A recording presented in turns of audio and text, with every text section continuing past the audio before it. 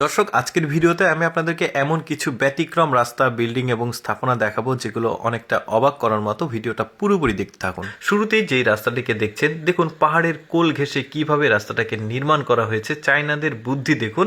এটা মূলত তৈরি করা হয়েছে ট্যুরিস্টদের জন্য, অর্থাৎ যারা প্রাকৃতিক সৌন্দর্য দেখতে পছন্দ করে তাদের জন্য এই রাস্তাটাকে নির্মাণ করা হয়েছে। এখানে বেশ কয়েকটা ভিউ পয়েন্ট আছে যেখান থেকে পাহাড়ের সৌন্দর্য উপভোগ করা যায়। ট্যুরিস্টরা এখানে কিন্তু এই সৌন্দর্য দেখতে এখানে আসে। তারপরে দেখতে পাচ্ছেন এইটা পাহাড়ি একটা শহরের সাথে আরেকটা শহরের যোগাযোগ স্থাপনের জন্য এই রাস্তাটাকে নির্মাণ করা হয়েছে। গাড়িগুলো দেখুন খুবই ধীরে ধীরে যাচ্ছে যাতে কোনো প্রকার দুর্ঘটনা না ঘটে। এই রাস্তাগুলো কিন্তু অনেকটা রিস্কি। এই অংশটুকু দেখলে আপনারা বুঝতে পারবেন। দেখুন রাস্তাটা কতটা খাড়া, ট্রাক যাচ্ছে এক লেনের একটু বেশি রাস্তাটা, বাট অনেকটাই রিস্কি মনে হচ্ছে আমার। এই যে দেখতে পাচ্ছেন গাড়িগুলো খুবই ধীরে ধীরে যাচ্ছে যাতে কোনো সমস্যা না হয়। এরপরে আপনাদেরকে একদমই ব্যতিক্রম একটা বাড়ি দেখাই।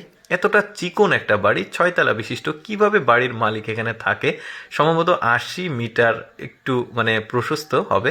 এই যে দেখতে পাচ্ছেন জমির মালিক কারো কাছে জমি বিক্রি করেনি, সে নিজেই এখানে বাড়িটা করেছে।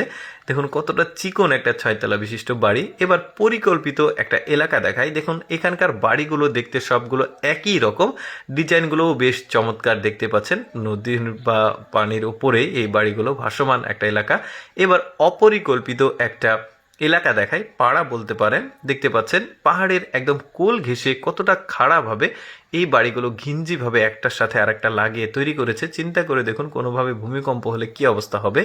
এরপরে একটা পরিকল্পিত কিন্তু পরিত্যক্ত শহর দেখায় আপনাদেরকে। দেখুন বাড়িগুলো সবগুলো একই রকম বাড়ি, আর এই বাড়িগুলোর সামনে কিন্তু উঠোনও রয়েছে। কিন্তু সরকারি কোনো একটা পারমিশন না পাওয়ার কারণে এই পুরো শহরটি একদমই পরিত্যক্ত অবস্থায় পড়ে আছে। দেখতে পাচ্ছেন কতটা সম্পদের অপচয় হয়েছে, চিন্তা করে দেখুন। এবার দেখুন অদ্ভুত একটা পাড়া দেখুন, রাস্তার ঠিক মাঝখানে কোনো কারণবশত এখানে সম্ভবত রাস্তাটা নির্মাণ বন্ধ করে দিতে হয়, অর্থাৎ জমির মালিকরা এখান থেকে ছুড়ে না গিয়ে এখানেই থেকে গেছে, আর সরকারও এখান থেকে অধিগ্রহণ করেনি। এভাবে পড়ে আছে এই রাস্তাটা। এরপরে দেখুন একটা পাহাড়ি শহর দেখায় আপনাদেরকে।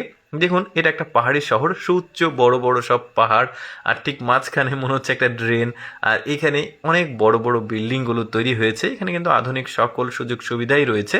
এই যে দেখতে পাচ্ছেন, দেখলে ভালোভাবে বুঝতে পারবেন এখানে কোনোটা উঁচু কোনোটা নিচু। কি একটা পাহাড়ি শহর, চিন্তা করে দেখুন। এখানে আবার মানুষ বসবাস করে। পাহাড়গুলোও উঁচু, কোনো প্রকার ঝড় বাতাস লাগবে না।